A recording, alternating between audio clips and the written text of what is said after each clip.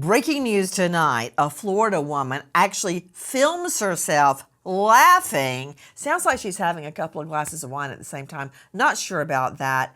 As she leaves her lover to die in a suitcase, she says, during a game of hide and seek. Now, how that hide and seek is some sort of defense, I don't know.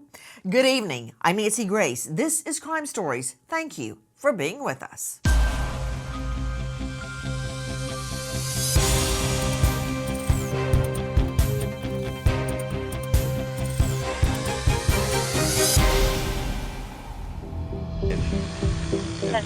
They called back and said she was still there, or she came. They're gonna think I killed him. All we had was a bottle of wine. Literally, just a bottle of wine. Okay. Then we decided to play hide and seek. That's all that happened. Girl, a bottle of wine is not a defense. But I want to warn you. She filmed herself, there's no doubt about that, as she sat there and watched her boyfriend die in a suitcase. Let me warn you, this is very disturbing. I told you she filmed herself as she watched her boyfriend die in a suitcase during an alleged game of hide and seek while she throws back a couple of glasses of wine. You know, we got the video. Let's watch it. For everything you've done to me. Sarah. For everything you've done to me. Sarah. You. Sarah. You. Sarah. Stupid. Sarah. That's my name. Don't wear it out. Sarah. I can't breathe, babe. Seriously. Yeah, that's when you do when you choke me. Sarah. Sarah, I can't breathe, babe. That's on you. Sarah, I can't breathe. It's on you. Sarah. Real or ransom. I want to get video for it extra. Because I got this. Sarah. Real or ransom. Sarah. Sarah, I can't breathe, babe. Oh.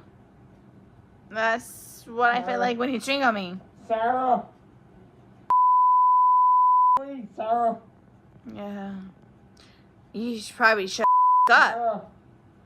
I had to watch that myself to make sure I knew what really happened. Did she actually film herself? Guys, I want you to hear, first of all, the 911 call. Listen. 911, what is the location of your emergency? 4748 France Court, apartment 3. Is this a police or medical? My boyfriend is dead. Okay, send a line for the fire department. Do not hang up. Tell me exactly what happened there. My boyfriend and I were playing last night, and I put him in a case and we were playing. And Okay. like kind of hide and seek kind of thing. So I fell asleep, and I woke up, and he was dead in the suitcase. So I don't know what happened. I don't know what happened. You don't know what happened. You just told us what happened. You put your boyfriend in a suitcase. He didn't crawl in there. It was not his idea. You zip it up, and now he's dead. We were playing. Wow, that's just what the Long Island serial killer said about all of his victims. They were playing, then they were tortured, mutilated, and murdered. Let's analyze what we just heard. Joining me, Stephanie Buffamonte, investigative reporter, Fox 35 Orlando. But first, to defense attorney Philip Dubé, who has a very interesting numerology defense in this case. Dubé, no stranger to a courtroom with the LA County Public Defender's Office. Philip Dubé, did you hear? She was completely deadpan. My boyfriend is dead. Just like that. I can't wait for the jury to hear that. How would you battle that in court? What, try to suppress the 911 call? Oh no. First of all, you got to remember, she just came off a bender. You know, she was probably still hungover from the night before because I think they guzzled down an entire bottle of wine.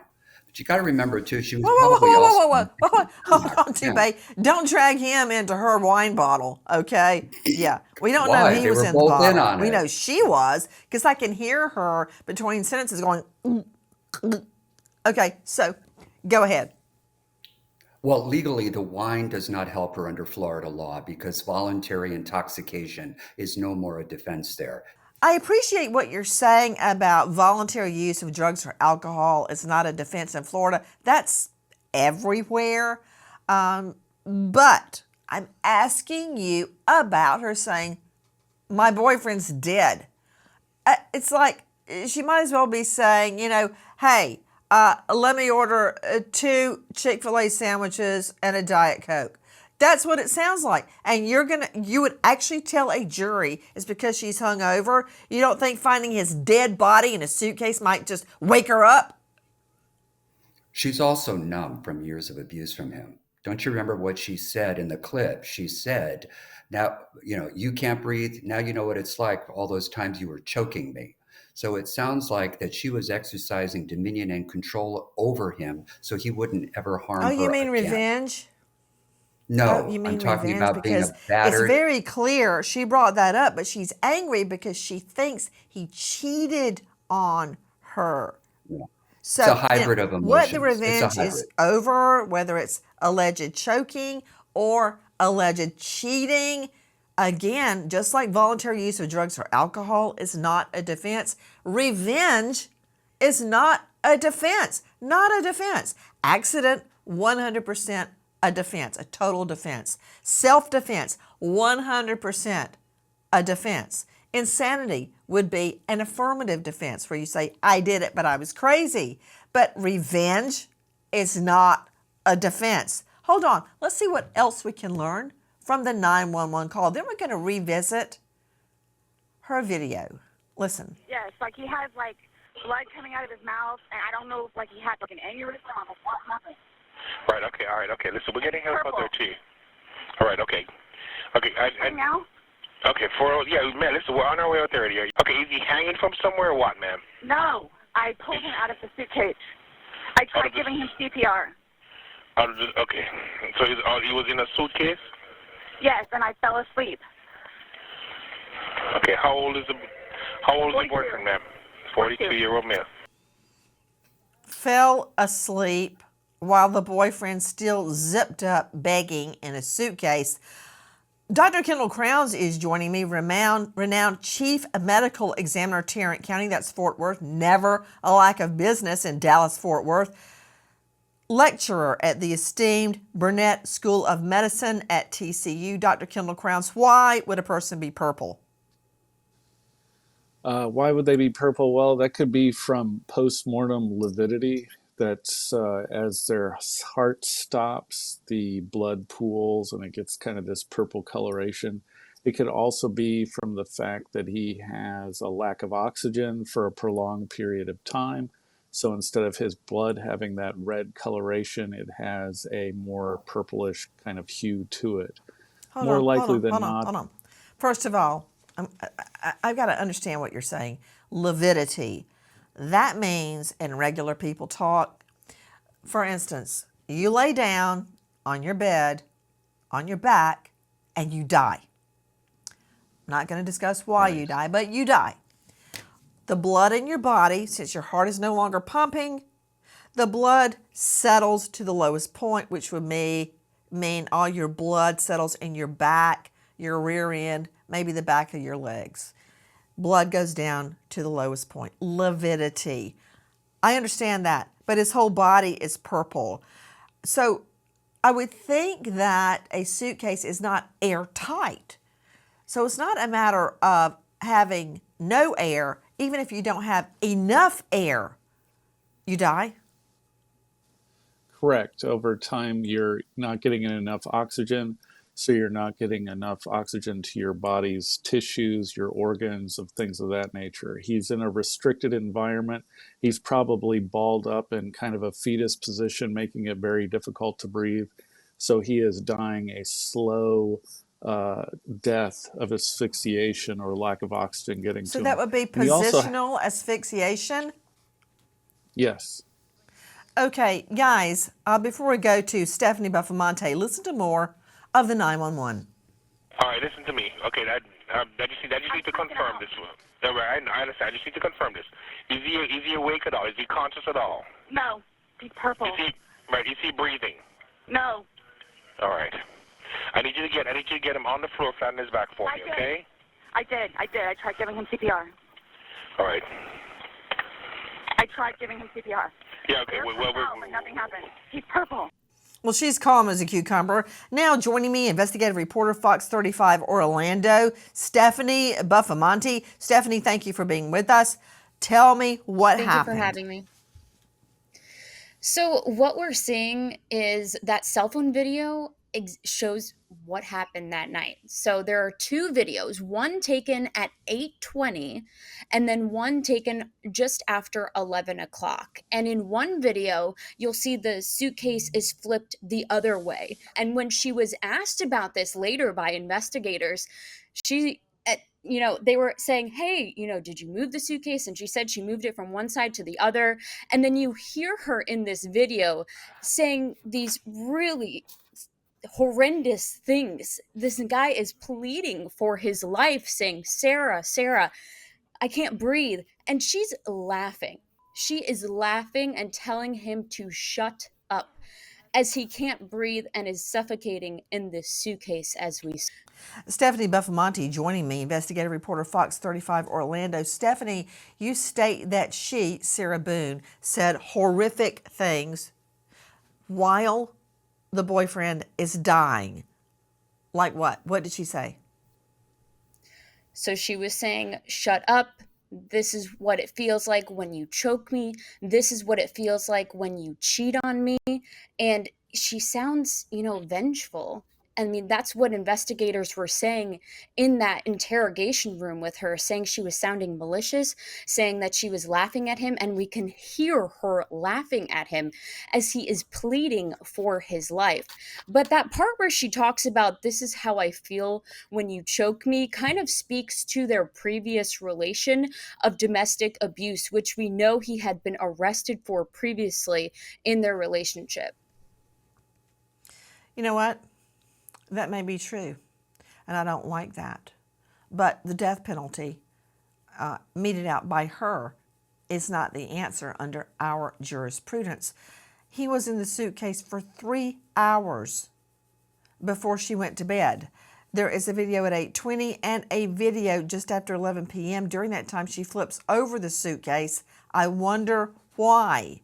Joining me, an all-star panel in addition to Dr. Kendall Crowns, Philip Dubé, defense attorney, and Stephanie Buffamonte, to Dr. Bethany Marshall, a renowned psychoanalyst joining us out of LA. She's at drbethanymarshall.com, and you can see her right now on Peacock. She's the author of Deal Breaker.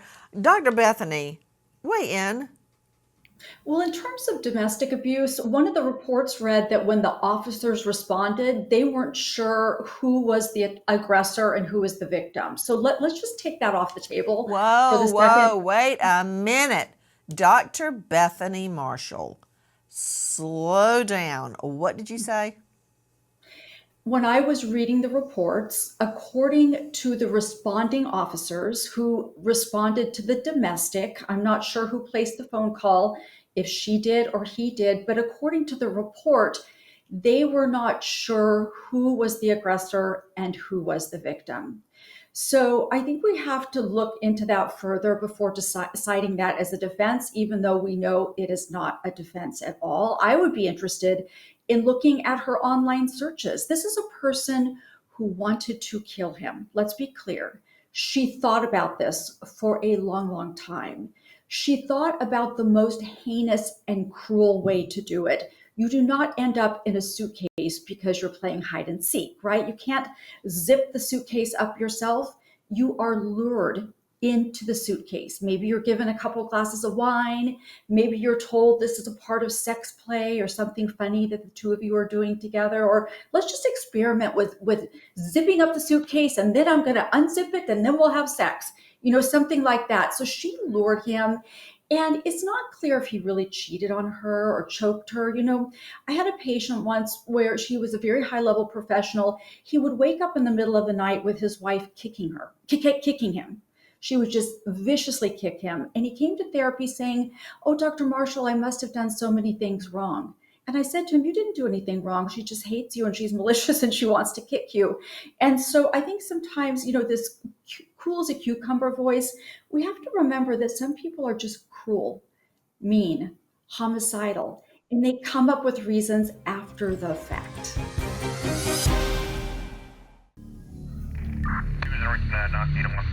My boyfriend is dead.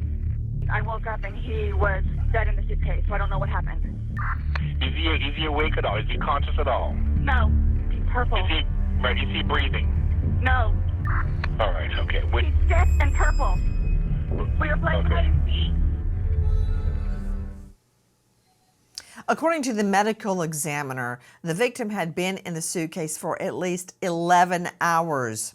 We also learn, according to the autopsy report, that the victim had a black eye and other bruises and cuts on his head. His back and hands were covered in abrasions, bruises, and cuts, indicating blunt impacts across the body.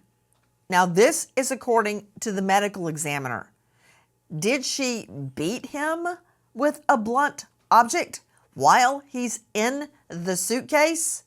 Now, when police arrived the very next day, this is after he's been in the suitcase at least 11 hours, look at Sarah Boone's demeanor. Watch. I just got here, so fill me in. No problem. Like, he and I were putting a puzzle together. We've been doing some artwork together. You are putting a puzzle together? Yes, we have a puzzle that we started in there. Okay. We've been doing art, trying to take the stuff off the wall to make new art put up there, like having a good time with one another. But we're drinking. We had a bottle of wine last night. Okay. Fine. So then it's like, we decided to play hide and seek, right? Okay.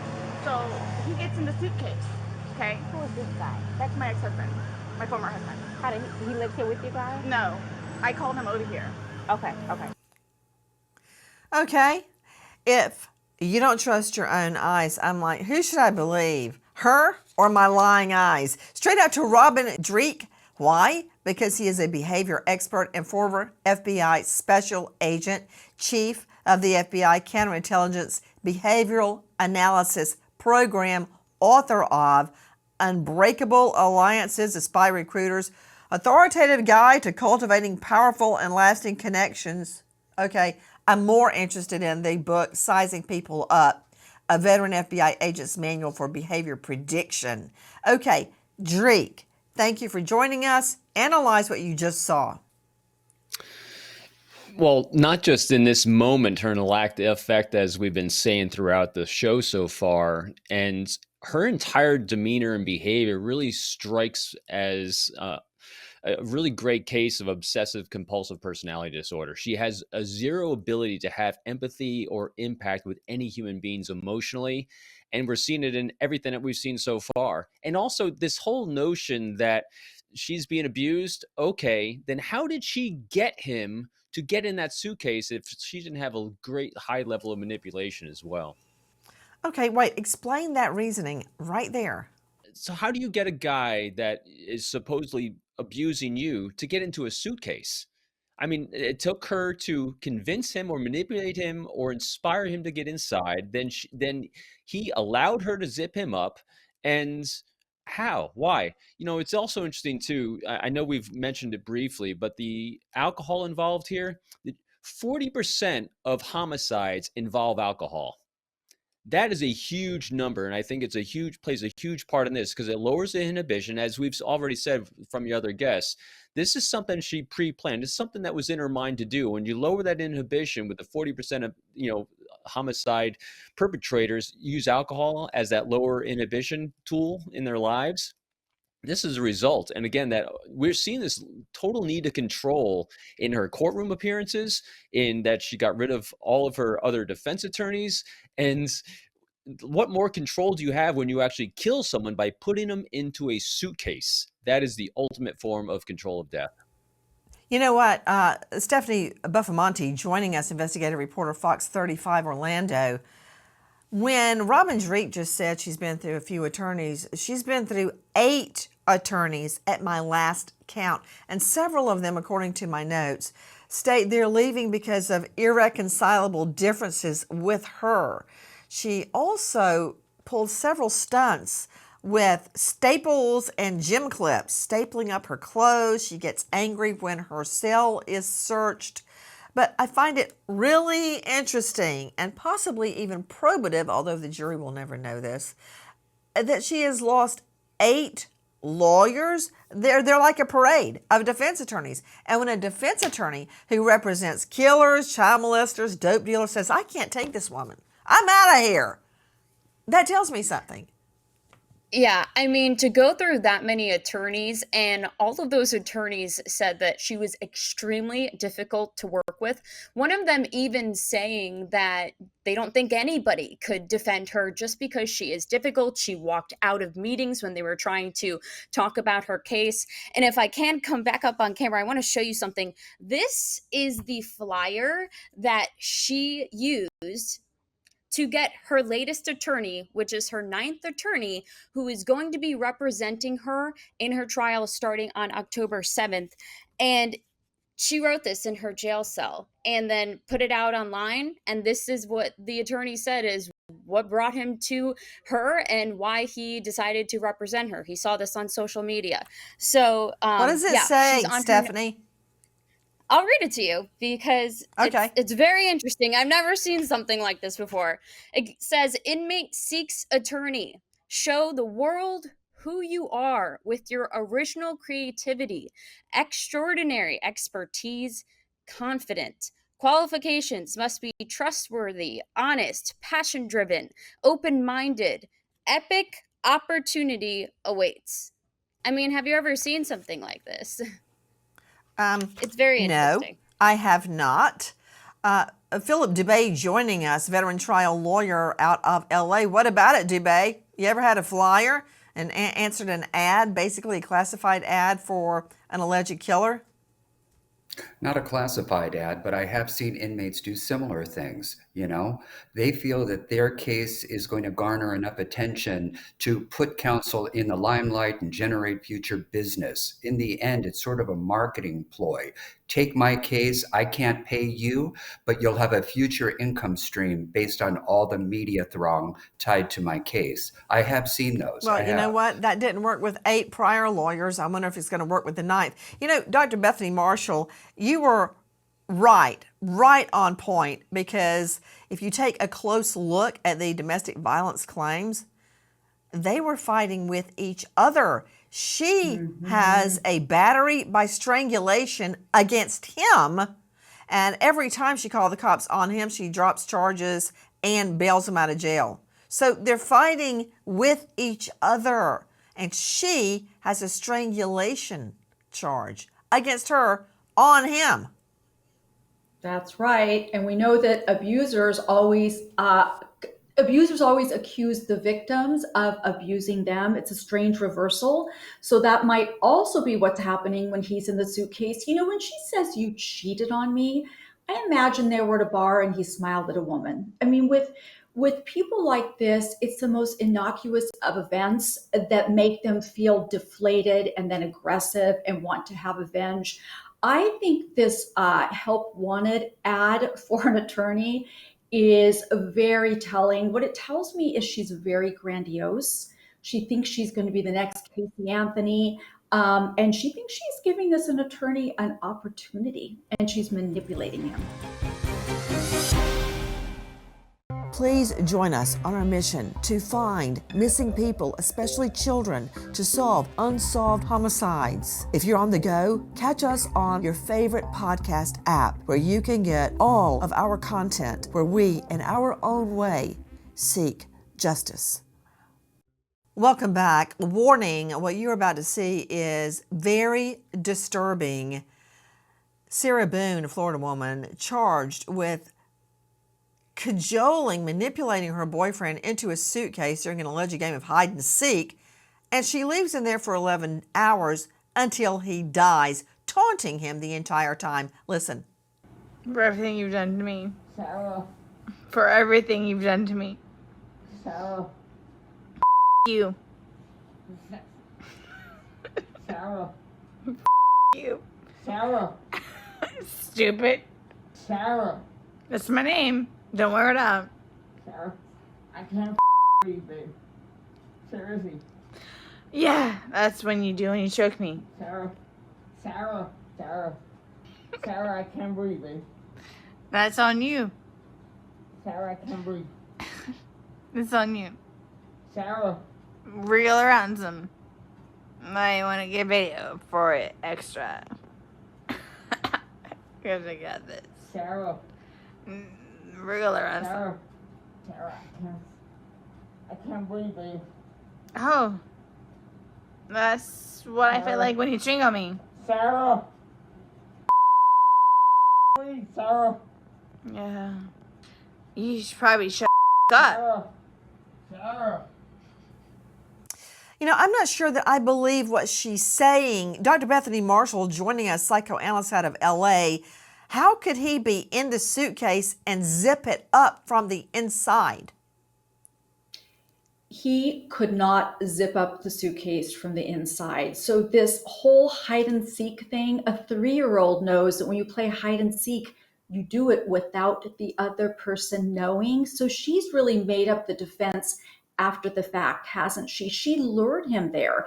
And I'm very curious about how she might have lured him there. I'm guessing, as I said earlier, that she's thought about this for a long, long time. She planned this. She didn't want to poison him, didn't want to stab him. That's too obvious. So dressing it up as sex play, you know, you get in the suitcase and then we're going to have a lot of fun afterwards. That's what she did. She made up sort of a fictitious game that they were playing to put him in that suitcase. And you know, Nancy, do you see that suitcase heaving as she's watching?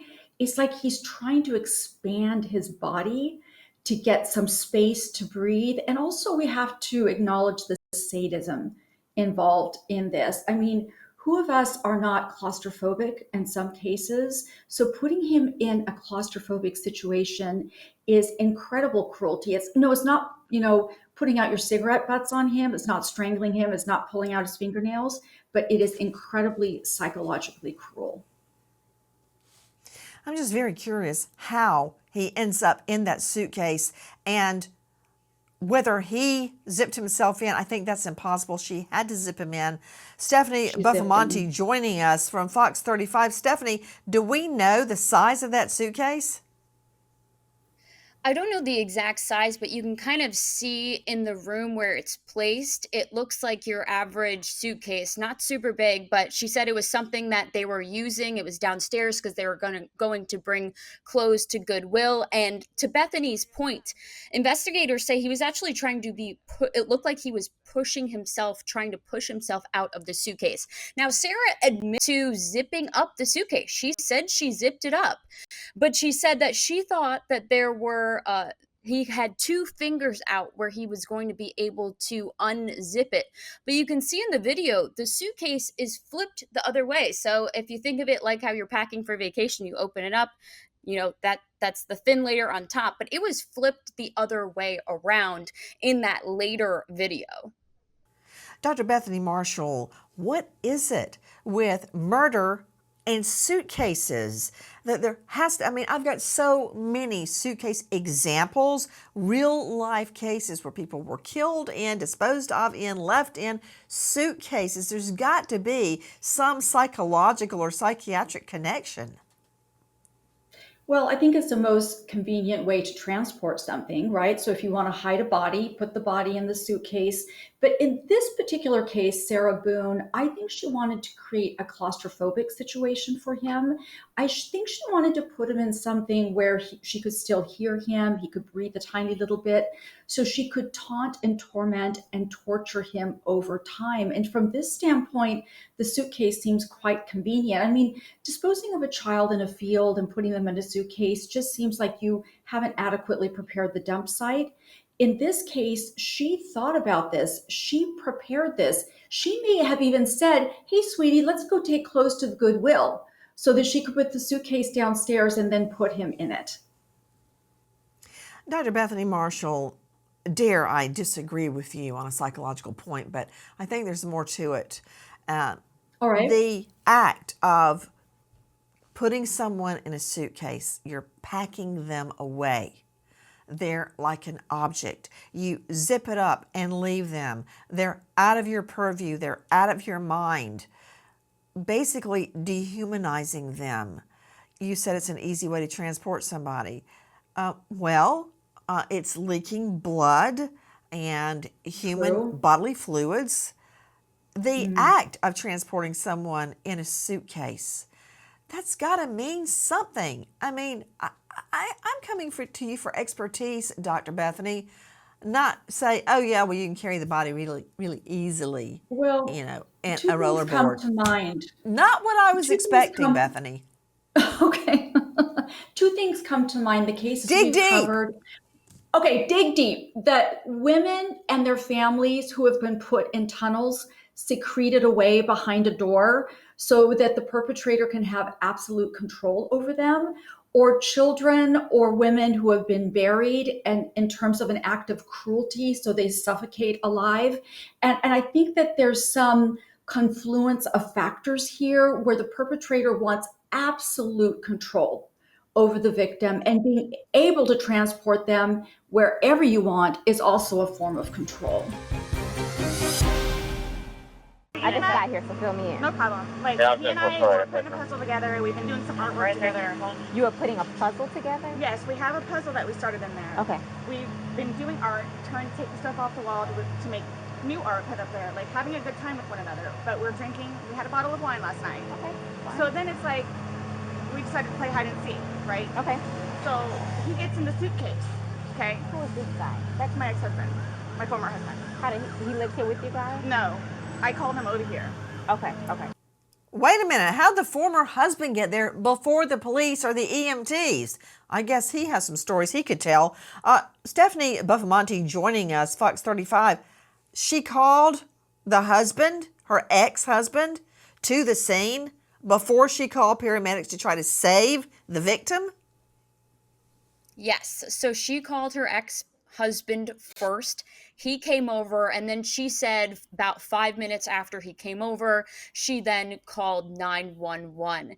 And what's interesting, if you watch the body cam video, the husband had said or the ex-husband, excuse me, had said he had been calling her all morning because she was supposed to take care of their kid or something like that, and that she was known to be drunk a lot of the times. And then he also talked about their relationship being so rocky and that there had been domestic abuse before. So he kind of was already telling deputies right away that she has had problems before. We also heard from investigators that they spoke to her neighbors who kind of painted the same picture of her, someone who gets drunk a lot and, hears issues with the two of them in their apartment. Guys, you got to hear this. Take a listen to her speaking to police where she complains she's the one suffering. And then I called him while I was What doing time CPR. did you start? Probably, give me a rough ballpark. Here, let me fill this deputy in, okay? Please, may I have my Dr. Pepper? I am so cotton mouth right now. Ma'am, and you can't talk to him until we get done with fine. this, okay? Just don't leave, okay, Brian? Thank you, ma'am. Dr. Bethany, she's suffering because she has, quote, dry mouth. I've got severe cotton mouth. May I have my Dr. Pepper? What? Nancy, she's really She can't claim she's drunk this time. Okay? She's totally sober. Well, actually, when you drink a lot, you do get thirsty. That's one of the signs that I hear. So are you actually saying that to me? Or did you actually say that? First, you say a suitcase is a great way to transport a dead body. Now you're defending her with her cotton mouth? Okay. Who killed Dr. Bethany and is wearing her skin? I think it's fascinating that she's already thought of the defense before she calls the police, right? She says this is a happy domestic situation in so many words. They're putting together a puzzle. They're going to remove art from the wall. It's sort of like there's this cozy domestic situation going on between the two of them. Except that he's dead. Except that he's dead. But she's thought a long time about this, Nancy.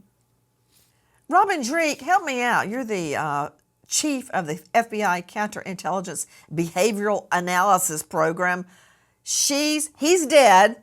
He's purple. And she's whining that she has cotton mouth and she demands her Dr. Pepper. Yeah, it's all about her. Everything's all about her. And we're seeing this life arc of her that we're even getting a glimpse of it from her ex-husband, is saying a pattern of substance abuse, a pattern of self-centeredness, that the child, if there's a child involved here, it sounds like the child lives with him.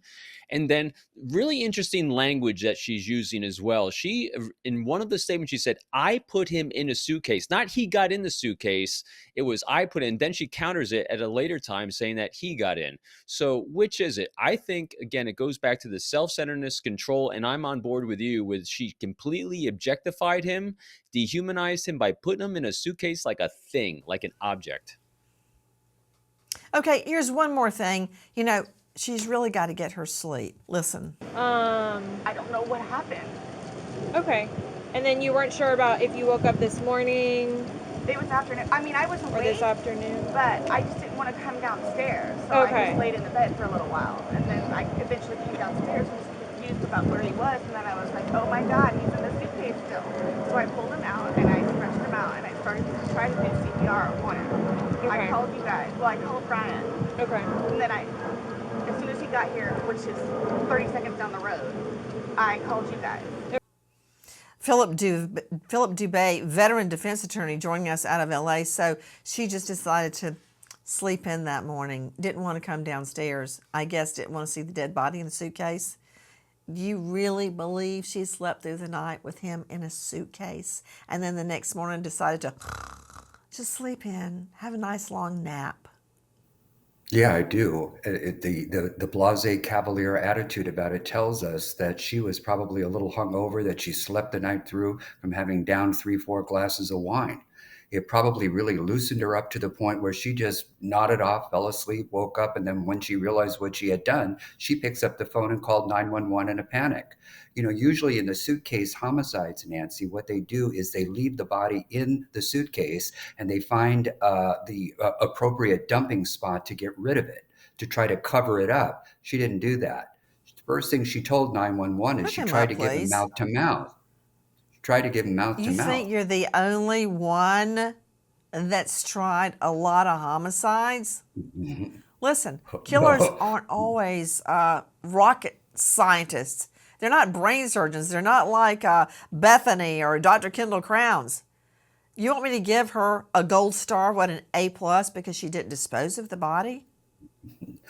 No, her mouth got her into the biggest trouble, if you want to be honest about it. She ran her mouth I would say too much. zipping her boyfriend into the suitcase and letting him die while she taunts him is what got her into trouble. And to you, Dr. Kendall Crowns, if they split a bottle of wine, which I don't know that they even did that, and they split it right down the middle, so she had 2 glasses, 3 glasses, maybe, and that makes her sleep till 1 o'clock the next day. I'm not buying that.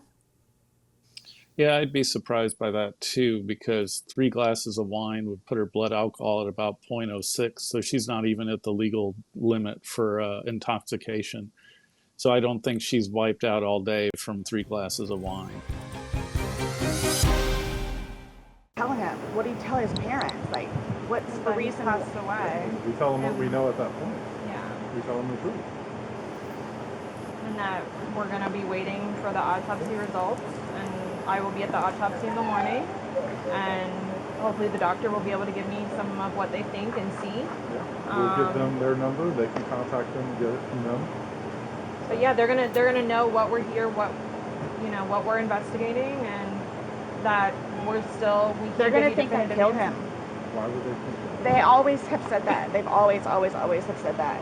What have they I said? told you it's because I'm the blue-eyed white dragon. So his purple body is still inside, dead, and she's like, what are you going to tell the parents? Now, that's not all. Listen to this. I don't think you all understand who I am. Okay. Well, tell me. I mean, I've always been a straight-A student. I am an outstanding mother to my son. Okay. I excel at everything. I would not do that. You wouldn't lock somebody in a suitcase? Well, I didn't completely lock it. I mean, I opened it with one finger. I left enough in there for him to get out. Okay. And I wasn't planning on going upstairs and going to sleep. Okay, so going upstairs and going to sleep, that was an accident too. Robin Drake, what is she saying? She's really digging her own grave with her own teeth. The more she talks, the deeper the grave gets, because she says, hey, you don't know who I am. I'm an all-A student. That sounds to me like when Deborah LaFave, who was charged with child molestation of young boys, basically argued, I'm too pretty to go to jail. Or Ethan Couch, he mowed down a whole group of people on the side of the road, and he says, I'm too rich to go to jail. This one's saying, I shouldn't go to jail because I'm a straight A student. Yeah, and she's also used an interesting language here as well. She didn't say, I didn't do that. She said, I wouldn't do that. So she's distancing herself from the actual event itself. It's a classic thing we've seen in a lot of different murder trials and a lot of different murderers, that they've tried to distance themselves from their victims by using language that is like that. Again, her lack of effect during the entire process is profound, and it keeps focusing on her. She's not having any reaction that you expect from someone that just lost someone that's close to them, boyfriend, husband, anyone. She just seems completely unaffected by the entire thing, except the impact on her. Stephanie Buffamonte, you spoke with lawyer number 9. What did you learn? Yeah, so he was in court yesterday for a pre-trial hearing. That new lawyer is James Owens, and he was the person who saw that flyer and decided he wanted to defend Sarah Boone. And he was talking yesterday about what his defense is going to be. And he said he would like it to be battered spouse syndrome. And we know the trial is on October 7th. And because of all the delays with lawyer after lawyer after lawyer, then Sarah saying that she was going to defend herself, and now getting this latest attorney, the attorney had asked for a continuance so he could get time to get a forensic psychologist and other witnesses, because he has to file his motion for defense on the 9th of September, because you have to do that 30 days out. So now time is of the essence, and you can see it and hear it in that newest attorney's voice. Okay, we'll see what attorney number 9 has to say. We wait as justice unfolds. And now we remember an American hero, Senior Corrections Officer Scott Osborne Reiner, Gwinnett County Corrections, Georgia, shot and killed in the line of duty, served 12 years, survived by a grieving wife, Alana, son Taylor, daughter Madison. American hero, Senior Corrections Officer Scott Osborne Reiner. Thank you to our guests for being with us, but especially to you for being with us tonight and every night. Nancy Grace signing off. I'll see you tomorrow night, 6 and 9 o'clock sharp Eastern. And until then, good night, friend.